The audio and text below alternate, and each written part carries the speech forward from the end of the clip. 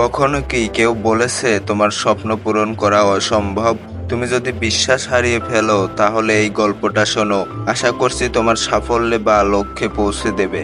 এক গ্রামে একটা ছেলে ছিল, নাম তার রফিক। তার জীবনের স্বপ্ন ছিল একজন বড় ফুটবলার হওয়া, কিন্তু তার গ্রামে ভালো খেলার মাঠ ছিল না এবং প্রায় সবাই তাকে বলতো তোমার পক্ষে এটা সম্ভব নয়। কিন্তু রফিক বিশ্বাস হারায়নি। প্রতিদিন সকালবেলা সে বাড়ির পেছনে ছোট মাঠে প্র্যাকটিস করত।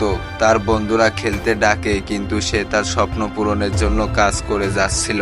অনেকদিন পর একদিন এক বড় কোচ তার খেলা দেখে মুগ্ধ হয়, তাকে সুযোগ দেয় বড় টিমে খেলার।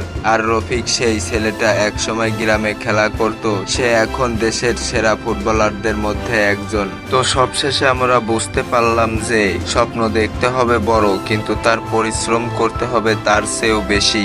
অন্যরা কি বলল সেটা গুরুত্বপূর্ণ নয়, নিজের উপর বিশ্বাস রাখতে হবে, তাহলেই ইনশাল্লাহ তুমি সফল হতে পারবে।